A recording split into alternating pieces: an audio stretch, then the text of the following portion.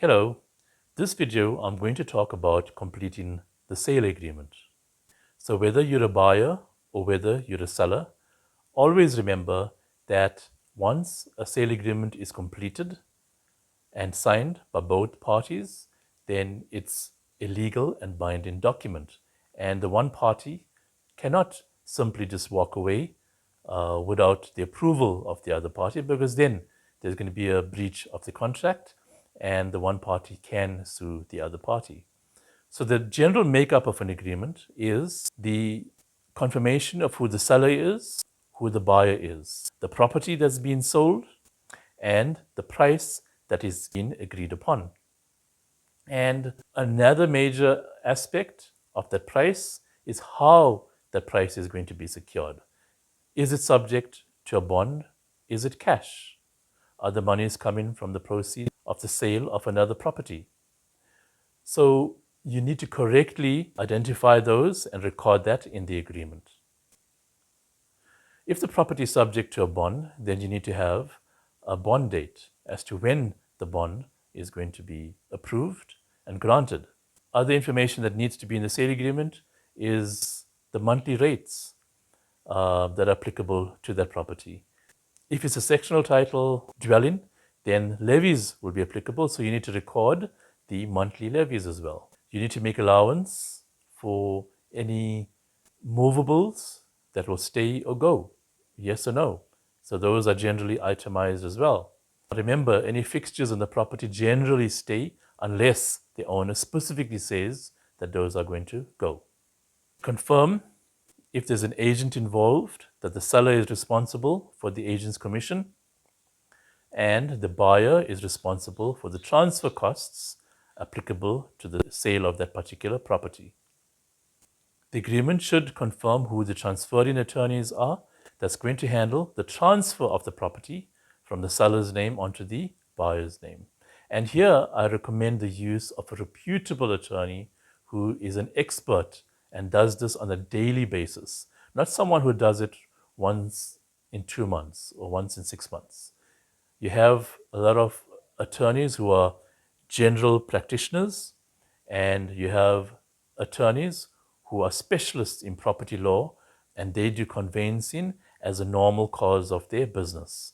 So be very cautious as to who you're going to choose to do the transfer, and generally it's the seller that nominates the transferring attorney. The agreement should also confirm the occupation date. A lot of sellers prefer that the occupation date shall only be on transfer. From a planning point of view, that could be a bit complicated, but I have come across a lot of agreements where the seller insists that the date of occupation shall only be on date of registration of transfer, and I find a lot of buyers who are happy with that. But there are circumstances that may dictate that the purchaser requires to move in earlier. So the parties will agree upon a date as well as what occupational rental. And these need to be agreed upon upfront.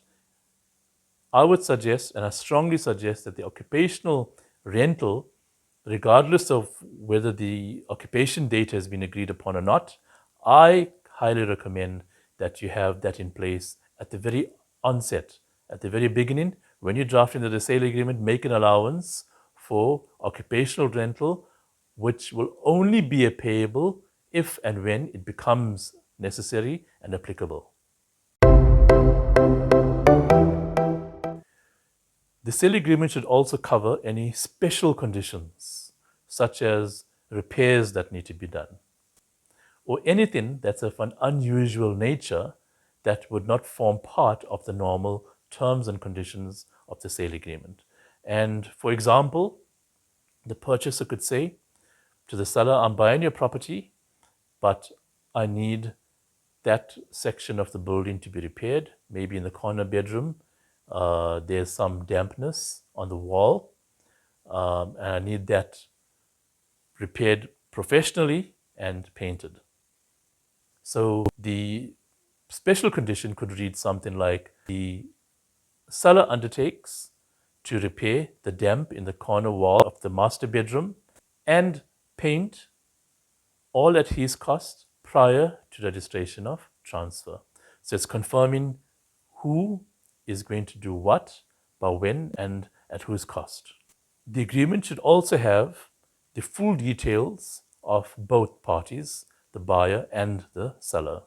And this is what the attorneys are going to need to implement that sale agreement. So that's called the implementation schedule, which records first name, surname, ID numbers, tax numbers, current address, postal address, marital status, and with the seller, who's holding the bond on the property, where are the title deeds of the property, and who's going to be responsible for nominating the electrical and entomology compliance on behalf of the seller. If you're using an estate agent, sometimes the estate agency may offer that service where they can nominate someone on behalf of the seller, or it could be the seller taking total responsibility to nominate and instruct the attorneys and the entomology and electrical compliance service providers. In a nutshell, essentially, the sale agreement is there to protect the interests of both parties concerned, both the seller and the buyer. So a lot of the terms, whether you use an attorney sale agreement or whether you use an estate agent's sale agreement or whether you buy a generic one from one of the stationery shops, there's a lot of legalese contained in that. It's there basically to protect you either as the buyer or you either as the seller, and to ensure that both parties perform the obligations in terms of that sale agreement. And obviously, if the one party is in breach of the contract, there's legal implications, and the party who's in breach can be sued by the other party. But those kind of situations only arise where there's a blatant breach of the contract. So if you enter into a contract, either as a buyer or as a seller, enter into that contract in good faith with the intention of performing your obligations in terms of that agreement. So don't go and sign a sale agreement and start looking for loopholes as to how you can escape that sale agreement. Because remember, if you enter into a contract, the other party is also entering into that contract in good faith. And as much as you're expecting them to perform, they are expecting you to perform as well. So remember, it's a two-way street. It's not one party trying to catch out the other. It's both parties working with a common purpose, the one looking to sell the property, the other one looking to purchase the property. And in that light, the sale agreement comes about. And in that light, transfer process has to happen. I hope you found this video interesting. If you did, please like the video and subscribe to my channel. And thank you for watching.